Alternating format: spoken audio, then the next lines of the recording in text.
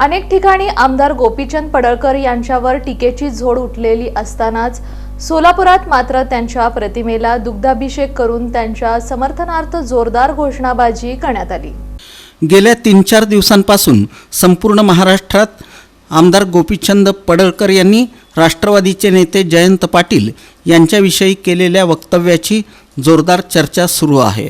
या पार्श्वभूमीवर सोलापूरसह अनेक ठिकाणी आमदार गोपीचंद पडळकर यांच्यावर टीकेची झोड उठलेली असतानाच सोलापुरात मात्र रविवारी पुण्यश्लोक अहिल्यादेवी होळकर यांच्या पुतळ्यासमोर सकाळी 11च्या सुमारास आमदार गोपीचंद पडळकर यांच्या समर्थकांनी तसंच धनगर बांधवांनी त्यांच्या प्रतिमेला दुग्धाभिषेक करून त्यांच्या समर्थनार्थ जोरदार घोषणाबाजी केली।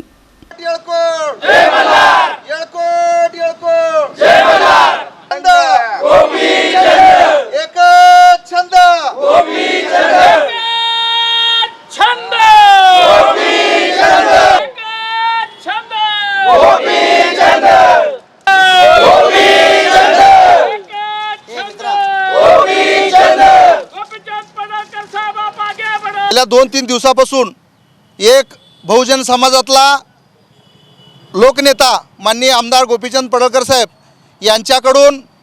यांच्यावर यापूर्वी अनेक वेळा अटॅक करण्यात आले। तुमची सत्ता असताना तुम्ही त्यांना जीवघेणा हल्ला केला आणि त्यांना एका आमदारावर डंपर घालून मारण्याचा प्रयत्न केला। त्या टायमाला तुमची सुसंस्कृत भाषा कुठं होती? आणि ज्या टायमाला पडळकर साहेब ह्या सोलापूरमध्ये घोंगडी बैठकीच्या माध्यमातून या सोलापूरमध्ये फिरत असताना या सोलापूरमध्ये त्यांच्या गाडीवर दगड टाकला गेला, ज्यांनी दगड टाकला त्या लोकांचा तुम्ही सत्कार करता, त्या टायमाला तुमची सुसंस्कृत भाषा कुठं होती?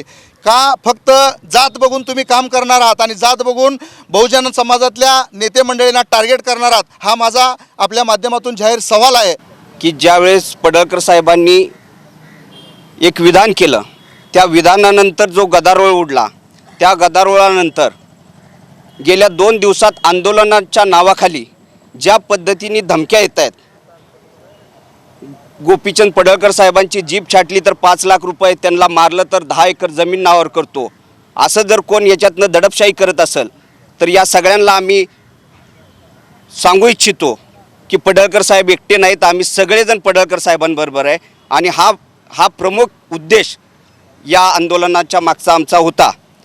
आणि ज्या पद्धतीने पडळकर साहेब बोलले की एका अभियंत्याचा मृत्यू झाला, त्या अभियंत्याच्या मृत्यूचं तुम्ही राजकारण करता, एवढ्या खालच्या पातळीला तुम्ही जाऊन राजकारण करता, त्या बाबतीत पडळकर साहेबांनी जे विधान केलं की राजाराम पाटलांचे हे संस्कार नाही आहेत, हे समजून घ्या।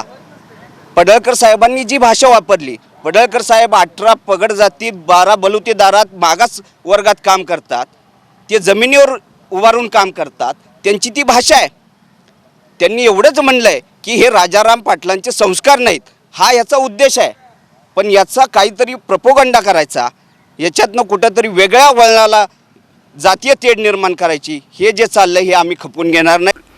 आमदार पडळकर यांच्यावर अनेक वेळा राष्ट्रवादीच्या नेत्यांनी खोटे आरोप केले आहेत, त्यांच्यावर प्राणघातक हल्ले केले आहेत, तसंच त्यांना अनेक वेळा खोट्या तक्रारी करून गुंतवण्याचा प्रयत्न केला आहे।